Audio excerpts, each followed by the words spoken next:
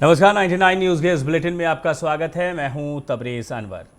Corona महामारी के बीच पाक रमज़ान का आज पहला जुमा है, जिसको देखते हुए मुस्लिम समुदाय के लोगों ने आज धनबाद के स्टेशन रोड के सवेली मस्जिद में लोगों ने सादगी और कम संख्या में नमाज पढ़ते नजर आए। साथ ही नमाजियों ने कोरोना से मुक्ति के लिए अल्लाह से दुआ भी मांगी। मस्जिदों में लोग सोशल डिस्टेंसिंग और मास्क का इस्तेमाल करते हुए भी नमाज आए। एक मौलाना ने रमज़ान महीने की अहमियत के बारे में बताते हुए कहा कि पवित्र रमज़ान इस्लामिक कैलेंडर का 9वां महीना है। इस दौरान रोज़े रखकर खुदा की इबादत की जाती है, इसका अलग ही सवाब मिलता है।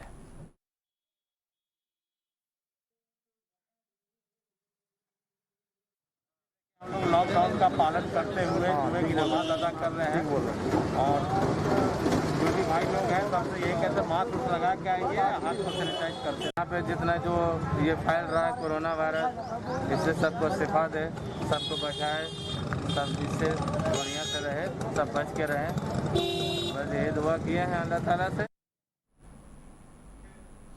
4 दिन पहले जमशेदपुर के कदमा में पत्नी और बच्चों सहित ट्यूशन टीचर की हत्या कर फरार हुए दीपक कुमार का शुक्रवार को धनबाद सदर अस्पताल ने पुलिस लाइन के नज़दीक HDFC बैंक से गिरफ्तार कर लिया है। गिरफ्तार हत्या के आरोपी दीपक कुमार से पुलिस धनबाद थाने में पूछताछ कर रही है। बताया जाता है कि 4 दिन पहले जमशेदपुर के कदमा निवासी दीपक कुमार ने अपनी पत्नी, बच्चों संग एक ट्यूशन टीचर की हत्या कर फरार हो गया था। घटना के बाद कदमा पुलिस लगातार दीपक की तलाश में थी। तभी पता चला कि दीपक धनबाद में किसी परिचित के पास रुका हुआ है। कदमा पुलिस से सूचना के उपरांत धनबाद सदर पुलिस से संपर्क साधी और फिर आज एक योजनाबद्ध तरीके से दीपक को गिरफ्तार कर लिया गया। फिलहाल पुलिस इससे पूछताछ कर रही है। मालगाड़ी के डिब्बों से चुराई गई चीनी मिठाई दुकानों में खपाई जा रही है। इसका खुलासा Netaji Subhash Chandra Bose junction Gomoh railway station के RPF ने किया है। RPF ने शुक्रवार को सुबह धनबाद के राजगंज बाजार स्थित राधा मिष्ठान भंडार से छापेमारी की। यहां से एक बोरी चीनी और चीनी की 7 खाली बोरी बरामद की गई है। चीनी की मिठाई दुकान के गोदाम में चौकी के नीचे छिपाकर ये बोरी रखी गई थी। छापेमारी के दौरान मिठाई दुकानदार विशाल चौरसिया भाग निकला। दुकानदार के कर्मचारी सूरज को हिरासत में लेकर RPF पूछताछ कर रही है। धनबाद में कोरोना वायरस की दूसरी बार में कोहराम मचा रखा है। वायरस की चपेट में आने से मात्र 4 दिनों में ही 30 लोगों की मौत हो गई है। सरकारी अस्पताल के अलावा निजी अस्पताल में भी मौत होने लगी है। मरने वाले तमाम लोगों की उम्र 40 से ऊपर है। अधिकांश वैसे मरीज हैं जो विभिन्न प्रकार के गैर संचारी रोग जैसे BP, शुगर, किडनी से ग्रसित थे। सोमवार को 8 मरीज, मंगलवार को 1 मरीज, बुधवार को 10 मरीज और गुरुवार को 11 मरीजों की मौत हो गई है। इधर लगातार मरीजों की मौत पर जिला प्रशासन ने भी गंभीरता से लिया है। इस संबंध में उपायुक्त उमाशंकर सिंह ने सिविल सर्जन सहित तमाम प्रभारियों को विशेष निर्देश दिए हैं।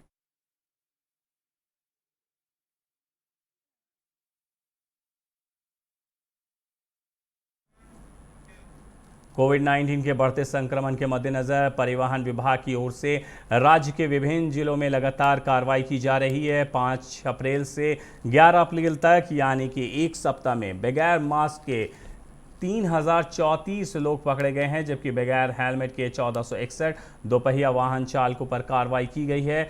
निर्धारित सीट से ज़्यादा यात्री बैठाने के मामले में 278 वाहनों से जुर्माना भी वसूला गया है। वहीं परिवहन विभाग के स्टैंडर्ड ऑपरेटिंग प्रोसीड्यूर का उल्लंघन करने पर 6 चालक और संचालक पर कार्रवाई की गई है। विभाग ने एक सप्ताह में 5284 चालान काटकर 28.52 लाख रुपया जुर्माने के तौर पर वसूल की है।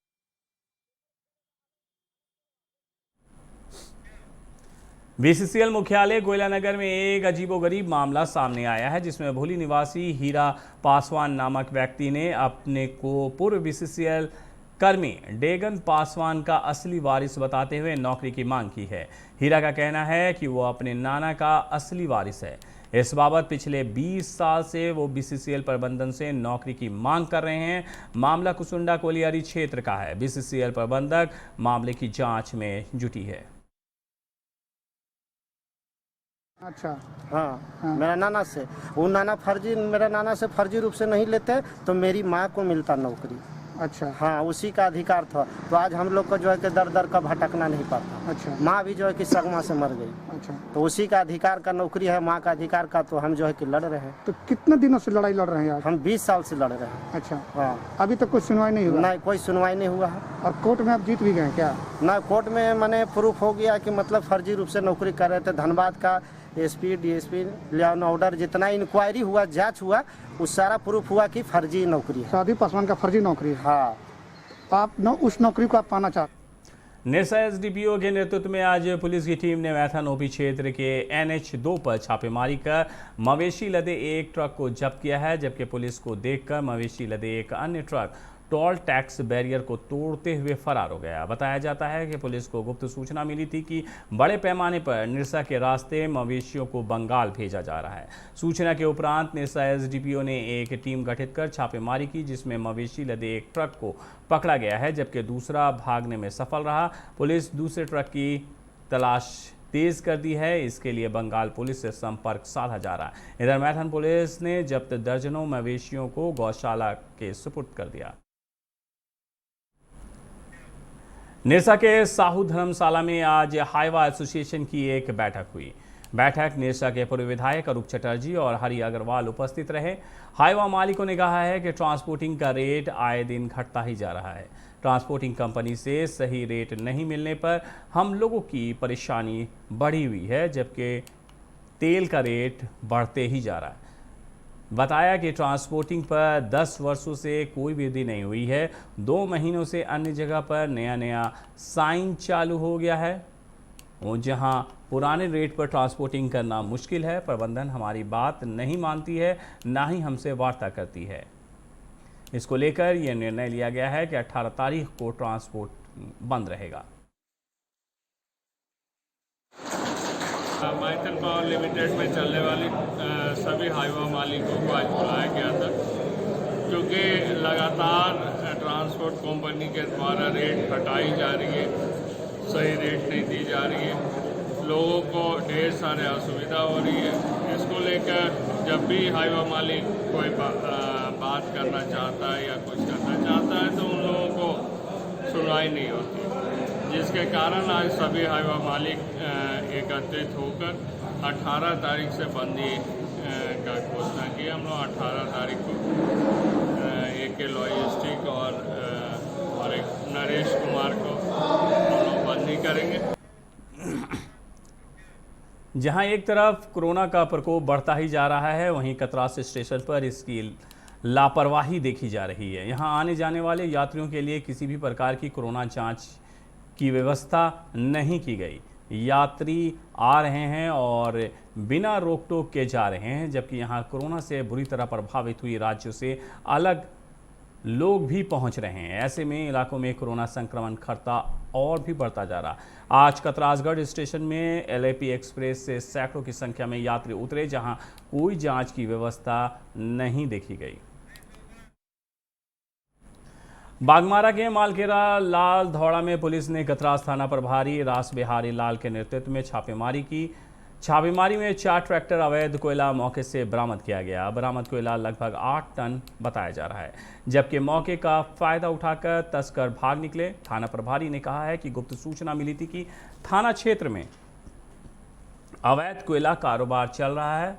चैतुडी कोलियरी से कोयला निकालकर एक जगह जमा किया जाता है, साइकिल जिसे मोटरसाइकिल से भट्टे में पहुंचाया जाता है।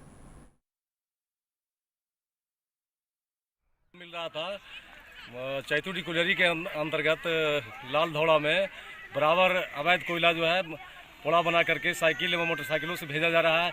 इसके पहले भी मैं छापामारी किया हूँ, गाड़ी कोयला ले गया हूँ। इसके बाद भी लोग बाज नहीं मान रहे थे। इसके बाद इसी के तहत हम कार्रवाई किए हैं और BCCL प्रबंधन के द्वारा पूर्ण रूप से सहयोग नहीं दिया जा रहा है। इनके एजेंट जो है रामानुज प्रसाद हमारा फ़ोन नहीं उठाते हैं। इनके कई बार इन्हें बोले कि थाना पर आकर एक बार बैठ करके हम लोग प्लान बनाइए कैसे इलीगल माइनिंग रोका जाएगा, लेकिन वो थाना पर उपस्थित नहीं होते हैं। आज भी मेरा फ़ोन नहीं उठाया है। करीब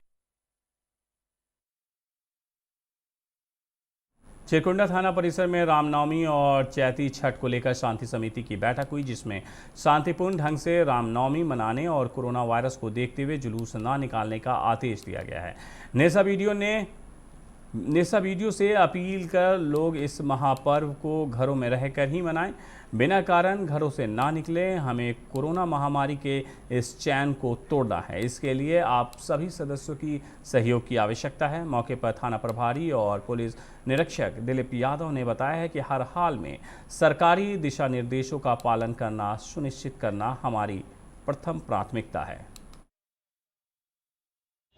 हो गया है चैती छठ और चैती दुर्गा एवं आने वाला पर्व रामनवमी, जिसको लेकर प्रबुद्धजनों को और शांति समिति के सदस्यों की एक बैठक यहाँ पर चिरकुंडा थाना में रखी गई थी और उसमें सबों ने जो अखाड़ा के सदस्य गण हैं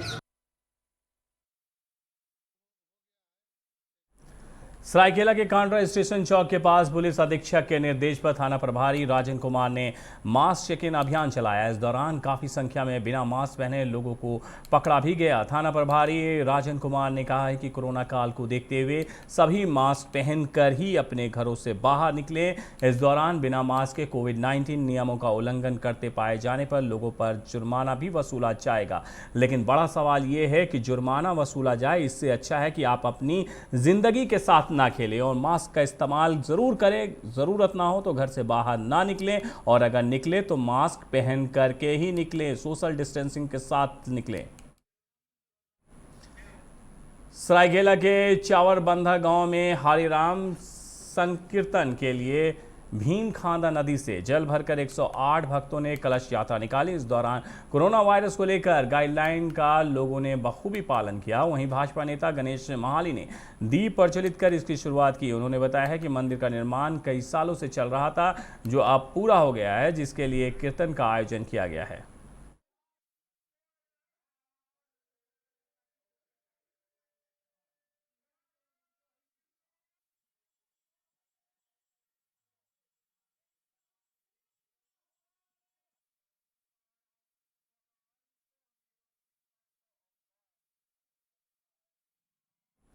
खबरों में फिलहाल वक्त है एक छोटे से ब्रेक का। ब्रेक के बाद जब वापस लौटेंगे तो बाकी खबरों से आपको कराएंगे रूबरू। आप बने रहिए 99 न्यूज के साथ।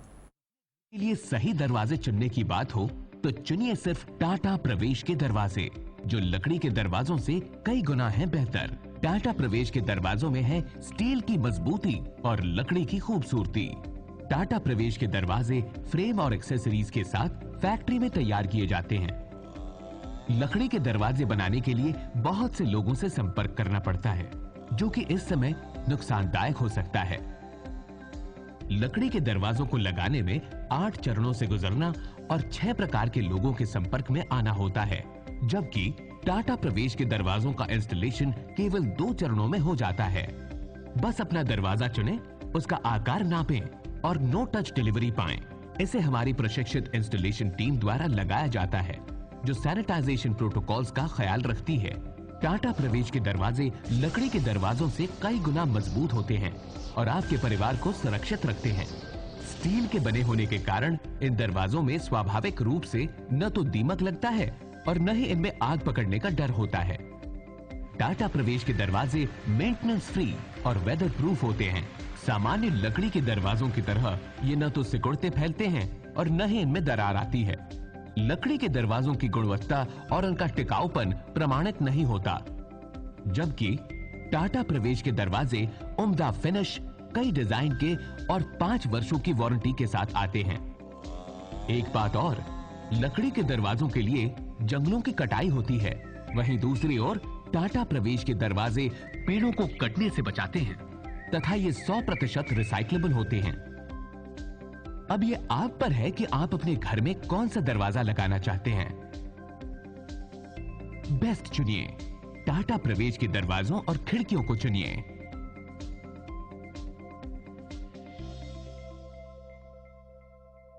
Authorised distributor Shri Ram sales, GT road, Govindpur, Dhanbad. आप इस नंबर पर संपर्क कर सकते हैं 7004709213, 9534400091। ब्रेक के बाद बुलेटिन में आपका एक बार फिर से स्वागत है। बढ़ते हैं अगली खबर की तरफ। कोरोना के बढ़ते संक्रमण को देखते हुए आज सरायकेला के तिरुलडी पुलिस ने daily market, Tiruldih railway station road समेत कई स्थानों में मास चेकिंग अभियान चलाया। इस दौरान एएसआई रंजीत प्रसाद और पुलिसकर्मियों ने लोगों से और वाहन चालकों से मास्क पहनने की अपील की है। कई वाहन चालकों को मास्क नहीं पहनने पर चेतावनी देकर छोड़ दिया गया।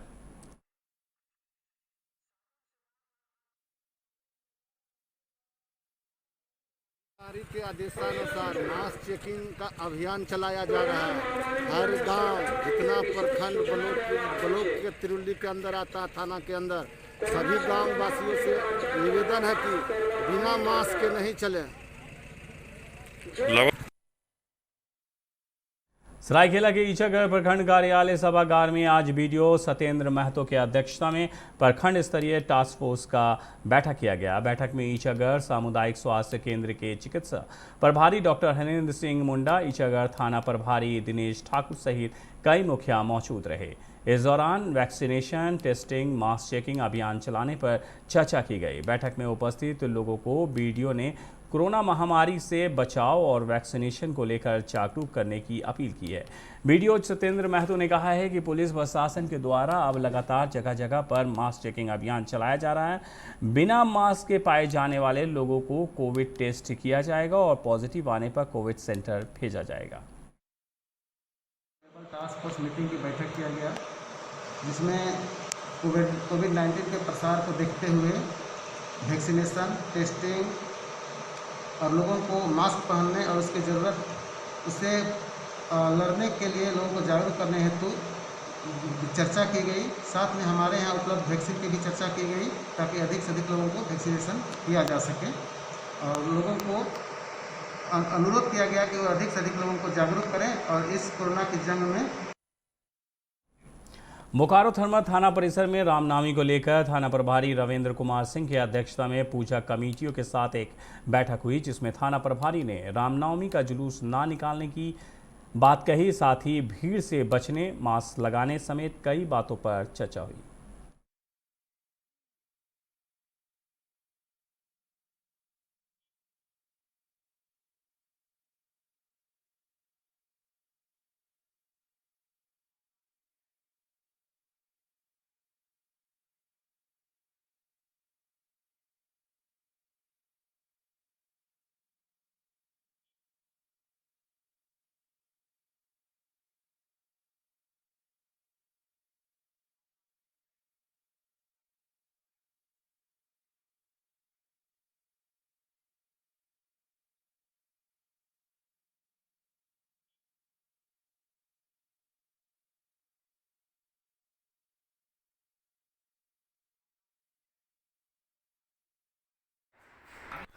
लोगों के साथ की गई, उसका मुख्य उद्देश्य है कि कोविड महामारी के संक्रमण से बचने के लिए कैसे हम लोग अपने धार्मिक अनुष्ठान को भी पूरा कर लें और कोविड के दिशा निर्देशों का भी अनुपालन करें। इसमें सर्वसम्मति से सभी लोग मिलजुल कर निर्णय किए कि हम लोग किसी तरह का जुलूस, प्रोसेशन वगैरह नहीं निकालेंगे। अपने धार्मिक कार्यक्रम कोविड के सरकार द्वारा निर्धारित दिशा निर्देशों को अनुरूप। बागमारा के बरोरा थाना अंतर्गत झगराही के मुराइडी कोलडब में डीओ धारक जेएमएम नेता कन्हाई चौहान के स्कॉर्पियो पर बमबारी की गई है। घटना के वक्त पूर्व युवा जेएमएम प्रखंड अध्यक्ष कारू यादव भी मौजूद थे। घटना में मनोज चौहान बुरी तरह घायल हो गए हैं। वहीं घटना से गुस्साए कन्हाई चौहान के समर्थकों ने कतरास बागमारा हीरक रोड को जाम कर सड़क पर बैठ गए। भुक्तभोगियों ने इस हमले में विधायक डुल्लू महतो के समर्थक अजय महतो और बलराम चौबे पर आरोप लगाया है। साथ ही विधायक प्रतिनिधि शत्रुघ्न महतो को भी इस घटना में शामिल बताया। वाहन में सवार सभी की माने तो घटना के वक्त इस वाहन के पीछे चंद फीट पर ही बरोरा थाना प्रभारी का भी वाहन था और ये घटना प्रशासन के समक्ष ही हुआ है। इसी कारण गुस्साए लोगों के कोप का भोजन बनना पड़ा। सड़क जाम फिलहाल यथावत बनी हुई है। साथ ही भुक्तभोगियों की मांग है कि अविलंब घटना में संलिप्त अपराधियों को गिरफ्तार किया जाए।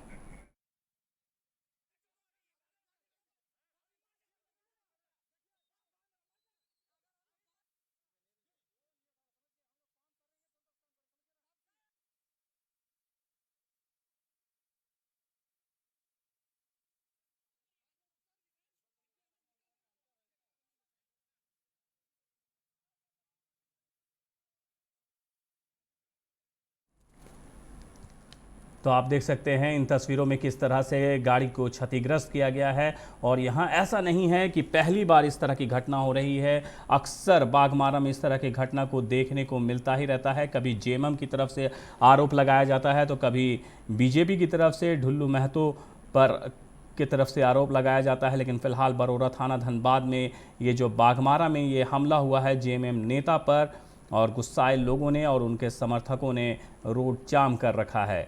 उनकी गिरफ्तारी की मांग की जा रही है और आरोप लगाया जा रहा है कि जिस तरह से बीजेपी के जो ढुल्लू महतो के समर्थक हैं उन्होंने बमबारी की है और जेएमएम के नेता को गाड़ी पर क्षतिग्रस्त किया गया है। और कुछ ही दूरी पर पुलिस वैन भी थी और इसकी गवाह बनी है। इसी वजह से ये लोग इस धरने पर हैं और अविलंब गिरफ्तारी की मांग कर रहे हैं।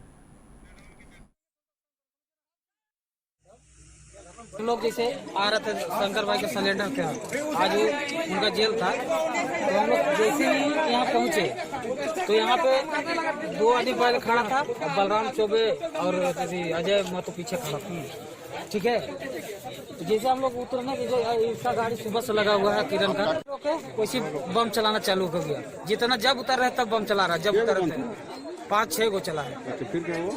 फिर हम लोग पीछे भागने लगे। उसके बाद हम लोग एक डंटा उंटा लेके उसको खदेड़ने लगे, बाइक से वो लोग भाग गया। कौन कौन थे गाड़ी में आप लोग? हम लोग गाड़ी में थे कन्हई चौहान, हम थे कारू यादव, किरण महतो और ये सब लड़का जो बॉडीगार्ड था कन्हई चाकू सब। किरण था, कन्हई था और लड़कन लोग था, सारे लोग था। अभी ठीक है, देख रहे हैं किरण महतो का गाड़ी यहाँ पे खड़ा है। तो किरण महतो को यहाँ उतारने के लिए हम लोग रुके थे। हम लोग किरण महतो को उतारने के लिए रुके थे क्योंकि उसका गाड़ी यहीं पे खड़ा था। इसी गाड़ी से हम लोग गए हुए थे। तो जैसे ही गाड़ी यहाँ पे रोके और गेट खुला, ठीक यहाँ से बम चलना चालू हो गया। और इतना मैंने 2 गो बाइक से 4 लोग, इतना धुआंधार बम मारा कि आप लोग देख सकते हैं। प्रशासन का भी कहना क्या है पता है? कि आप लोग खुद ही बम चलवाते हैं। प्रशासन ऐसा बोलता है कि खुद ही ये जानलेवा हमला बम हम लोग चलवाएंगे। यहाँ देखिए सीना में जलन हो रहा है। और उसके बाद सबसे अहम और नहीं हम एक बात आप लोगों को बताना चाहते हैं। सबसे मैंने अहम बात क्या है कि हम लोग को जैसे ही फिर ये धुआं छटा, बड़ा बाबू का गाड़ी यहाँ और बड़ा बाबू यहाँ नजर आया। हम लोग को पीछे हम लोग का गाड़ी, 1 मिनट, मेरा गाड़ी वहाँ, बड़ा बाबू का गाड़ी वहाँ, और ठीक मिडिल क्लास से गाड़ी पे प्रहार हो रहा है। 99 न्यूज़ के इस बुलेटिन में मेरे साथ इतना ही। मुझे दीजिए इजाज़त। अपना बहुत ख्याल रखिएगा। नमस्कार।